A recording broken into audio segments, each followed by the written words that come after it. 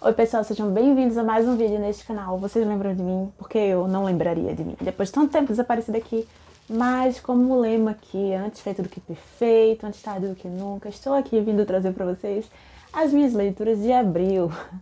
Sim, você não viu errado. Eu estou aqui vindo em agosto falar sobre as minhas leituras de abril. Então, que tal a gente fingir normalidade? Vamos lá, vamos, porque esses últimos meses a vida me cobrou, me puxou pelo pescoço e me mandou fazer várias outras coisas. Então, vamos só fingir normalidade, entendeu? Aqui, como se eu estivesse agora em maio falando sobre as minhas leituras em abril, que tal?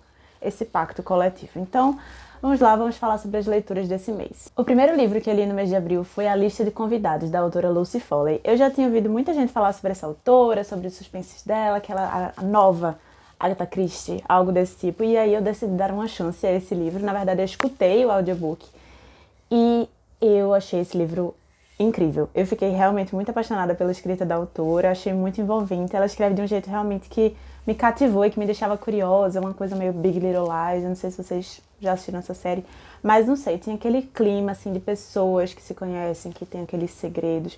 Basicamente, né, a lista de convidados, a gente tem esse casamento que vai acontecer numa ilha. E aí a gente começa a acompanhar um pouco antes desse casamento, o que é que aconteceu, porque a gente sabe que no dia do casamento tem um assassinato.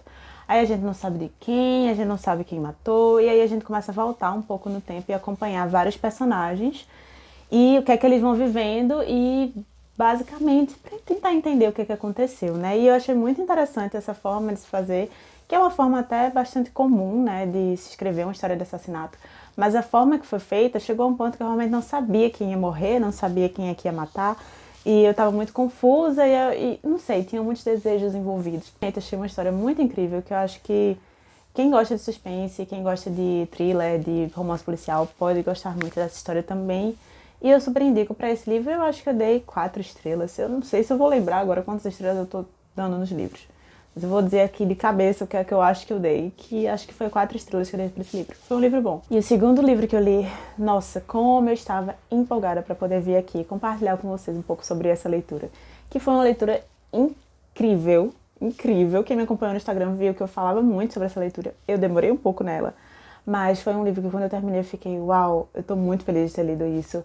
E é uma história que eu quero muito voltar novamente. Mas, enfim, né? Eu nem falei o nome do livro. Foi A Mão Esquerda da Escuridão, da autora Ursula K. Le Guin. Eu espero que eu esteja falando o nome dela certo. Mas é um livro confuso. Eu não sei nem como é que eu vou explicar a sinopse desse livro. Mas, assim, tem esse outro planeta. E aí tem esse ser humano que está indo para esse outro planeta para poder fazer com que esse planeta faça parte de uma união de planetas. E é isso. E esse cara, né, chamado Gimli, ele vai nesse planeta para poder convidar a galera desse planeta para fazer parte desse grupão, né, digamos assim. E aí coisas começam a acontecer. Eu não sei até que ponto eu posso falar o que é que rola, porque tem muito spoiler. Eu acho que é uma história que é muito legal de você ir experienciando. Tem uma coisa muito cultural, né, essa imersão nessa cultura desse planeta, que apesar, né, de serem seres humanos como a gente, tem muitas coisas diferentes, né?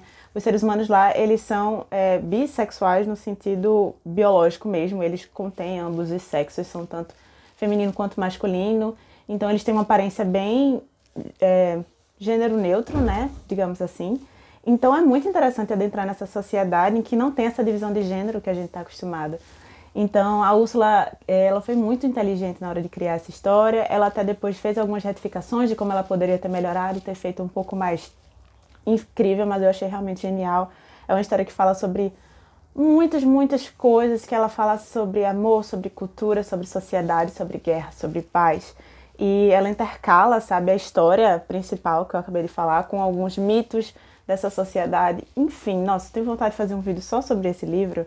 Mas o que eu tenho a dizer é, leiam, ela é conhecida como, nossa, uma das principais autoras da ficção científica, porque ela é incrível, ela tem uma escrita que não subestima os seus leitores, então ela fala realmente bastante detalhes, contando que você vai seguir a linha de raciocínio. Então era um livro que por vezes eu ficava um pouco, será que eu estou entendendo? Mas aí eu só segui o fluxo e consegui chegar ao fim, consegui entender muito bem. É um livro maravilhoso.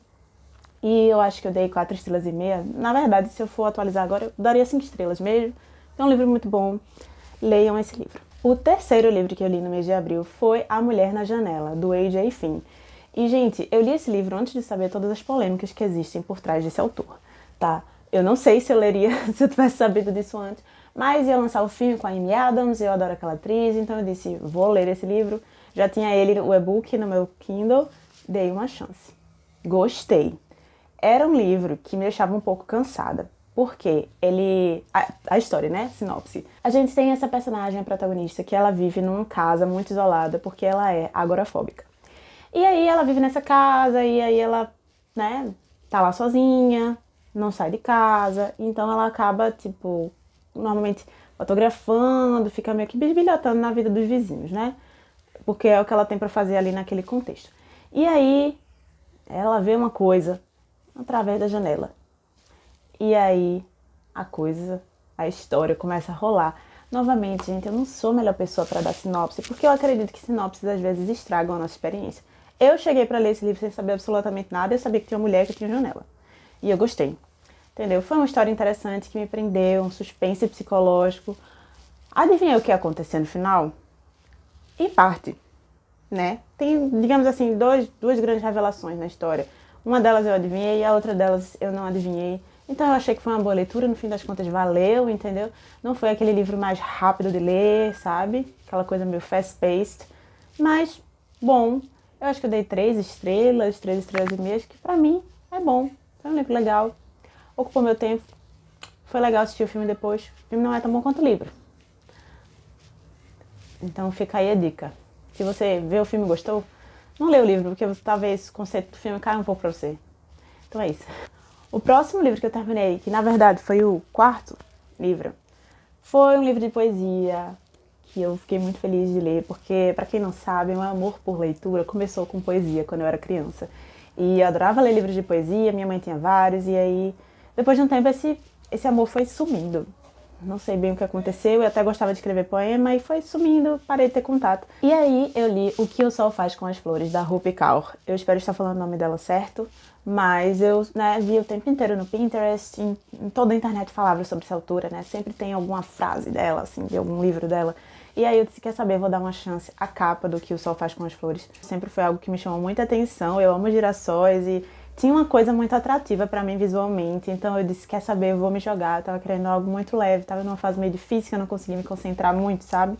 E eu disse, quer saber, eu vou ler poesia, algo curto, talvez eu consiga me envolver. É um livro muito fofo, ela dividiu, acho que em 4 partes, que é como se fosse plantar, criar raiz, desabrochar, uma coisa desse tipo, né? Ela seguiu a ordem de uma flor, né? Do processo de uma flor. E aí cada uma dessas fases, ela tem poemas muito específicos para aquele tipo de momento. Eu achei muito empoderador, eu me identifiquei muito com muita coisa que ela estava falando ali. Muitos aspectos sobre o ser mulher, sobre, enfim, saúde mental, sobre depressão. Tem muita coisa ali profunda aí que eu vi que tinha realmente muita verdade na fala dela ali. Senti muita voz da autora. E depois, futuramente falarei sobre outros livros que eu li dela também, mas já adianto que esse foi o meu preferido de todos. E eu dei 5 estrelas, claro, sim, eu sei, eu dou notas altas, muito facilmente. Mas é porque, veja, eu penso que 5 estrelas é um livro se propõe a uma coisa e ele me entrega aquela coisa. E esse livro me propunha exatamente o que eu recebi. Então, pra mim, foi 5 estrelas, amei muito e eu gostei também que eu voltei ao mundo da poesia. Fico muito feliz e grata a Rupi por isso. O que eu li a seguir, na verdade, não foi um livro, mas eu quis colocar aqui porque quando eu leio contos muito específicos, eu prefiro considerar como sendo uma leitura de livro também, porque eu acho que contos conseguem me trazer muitas emoções e me envolvem muitas vezes tanto quanto novelas ou livros. E o que eu li foi O Ovo de Cristal, do H.G. Wells. Bom, H.G. Wells, né, já é super conhecido, né, pela ficção científica, por livros como A Máquina do Tempo ou Guerra dos Mundos. E aí tinha esse e-book gratuito chamado O Ovo de Cristal na Amazon e eu disse, vou dar uma chance, tô querendo ler algo muito rápido aqui, eu acho que eu tava na fila esperando alguma coisa e disse, quero algo muito rápido para ler. E novamente, não gosto de entrar em muitos detalhes em sinopses, porque justamente por ser um conto, né, é uma história curta, então qualquer coisa que eu diga já vai estar entregando muito da história. Então adentrar numa sinopse poderia estragar a experiência. Então eu digo, apenas leiam, né? Mas de uma forma geral, né? Tem uma loja e tem um ovo de cristal. E aí a gente acompanha um pouco a história daquele ovo, né? Por que é um ovo misterioso que acontecem coisas com as pessoas que entram em contato com ele, o que é que esse ovo mostra. E aí, enfim, indo direto para minha opinião, eu gostei muito do conto. Eu achei extremamente diferente do que eu estou acostumada, principalmente pela época que ele foi escrito, acho que foi 1800 e alguma coisa. Então a ficção científica daquele momento era muito diferente da ficção científica que a gente cria hoje, ou sei lá, nos últimos 100 anos. Então, ele traz coisas que hoje a gente tem cientificamente a resposta. Então pode ser estranho para uma pessoa do século XXI ler, porque vai dizer, ah, mas isso daqui todo mundo sabe que não é assim ou que é assado. Mas é tão legal adentrar nas ideias científicas que naquela época existiam e numa coisa mais mitológica, sem muita base, sabe? Mas uma coisa da imaginação mesmo, de você criar. Enfim, eu não quero falar sobre o que é, mas eu achei tão bonito. Eu não sei, eu achei artístico. Talvez fosse essa palavra. Eu gostei muito desse conto, então eu super indico. Ele é muito curtinho, eu acredito que ele deve ter 30 páginas, mas recomendo. Eu acho que dei 5 estrelas também, talvez 4 estrelas. Por aí. Gostei, entregou o que eu estava esperando. O próximo livro que eu li, inclusive, foi o único que eu li físico. Todos os outros foram no Kindle, porque, né, depois que você tem um Kindle, acaba a sua vida com livros físicos. Porque o Kindle é fácil, né, gente? Você tá lá deitado de noite, no escuro, você abre o Kindle e consegue ler. E livros físicos tem que sentar numa certa posição, eu não sei. Me digam aí nos comentários, vocês preferem livros físicos ou e-books? Porque eu amo livro físico pela sensação e tal, mas o e-book é mais confortável. Então o próximo livro que eu li foi Cartas para Minha Filha, da Maya Angelou. Esse livro, e essa autora, gente, quem me acompanha aqui sabe que eu sou muito apaixonada pela Maya Angelou. Eu sei porque O Pássaro Canta na Gaiola é um dos meus livros favoritos da vida. A Maya Angelou realmente tocou muito meu coração, ela tem uma escrita muito pessoal, algo muito profundo pra mim. E Cartas para Minha Filha não foi diferente, ele é um livro muito fininho, eu acho que ele deve ter 100 páginas, 130 páginas, né? E ele é um livro muito diverso, ela conta momentos da vida dela, ela conta conselhos, ela vai compartilhando a história de vida dela ao mesmo tempo que contando o que ela aprendeu, né? E ele realmente é uma carta à minha filha, no sentido de minhas filhas como um todo. Ela até fala isso no próprio livro, né? Que todas as meninas que estiverem lendo esse livro são como filhas para ela. Inclusive, a introdução desse livro é da Conceição Evaristo. E tem uma parte que ela fala que eu achei que representou muito como eu me senti nesse livro. Então, aí vai. Talvez por isso a escritora encerre a obra evocando a imagem da sua avó, cantando um longo hino, há algo entre lamento e canção de ninar. Dor e acalanto, sentimento que a literatura de Maya Angelou é capaz de provocar. Leiamos, pois. Conceição Evaristo. Isso representa como eu me senti. Esse livro é um livro que me fez sentir muita dor, mas ao mesmo tempo muito acalento. Sou eternamente grata a Maya Angelou e a relação que a gente tem. Uma relação, não sei, sabe esses autores que você sente que tem uma relação mesmo, não estão literalmente ali? Eu sinto que ela é a pessoa que me abraça e que diz que vai ficar tudo bem. E esse é um livro que eu senti isso. Que mulher admirável.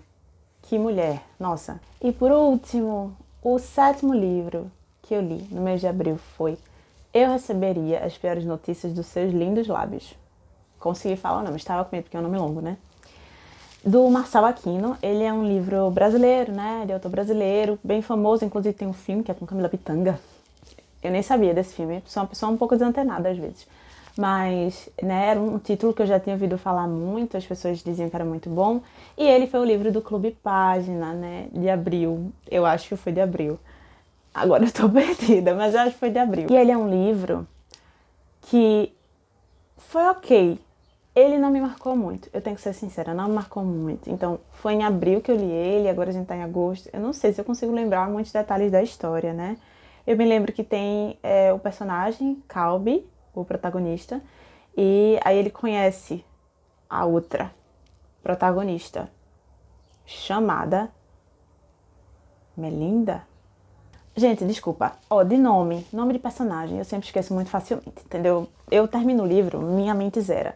Então vamos lá, nós temos o protagonista, Calbi, que conhece a protagonista, ele se apaixona por ela e tal. E aí a gente acompanha um pouco desse amor e da relação deles, como é que vai se desenvolvendo, né? A vida dela fora daquela relação, como é que eles vão lidando com alguns conflitos que vão aparecendo enquanto casal.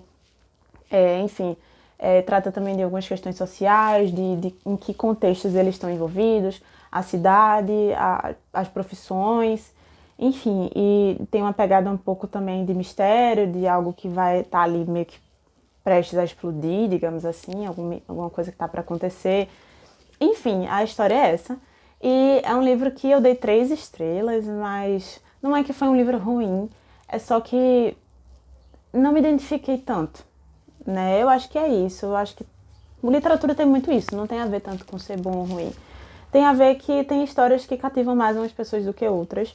E no Clube Página muita gente gostou, acho que a maioria gostou demais desse livro, assim, do tipo marcante mesmo, de virar favoritão e tal. Então, se você tem interesse na sinopse dele, eu sugiro super que leia. Realmente não foi muito a minha vibe, mas, enfim, né? Literatura brasileira, temos que exaltá-la. Então, galera, é isto. Esses foram os livros que eu li no mês de abril. Espero que vocês tenham gostado desse vídeo, né? Lembrando que eu tenho um clube do livro, chamado Clube do Livro Página. Vou deixar aqui, né, o contato, as redes para vocês acompanharem, caso vocês tenham interesse de ler um livro por mês comigo. E me acompanhem também no Instagram, lá eu tô sempre compartilhando mais as minhas leituras frequentes. Ultimamente estou um pouco fora de lá, mas voltarei, né, assim mesmo. E é isso. Muito obrigada por estarem aqui, obrigada por estarem inscritos, por estarem presentes, por me acompanharem, apesar de ser uma pessoa inconstante, que some e depois volta, mas eu prometo que eu sempre vou voltar. Muito obrigada. Beijos.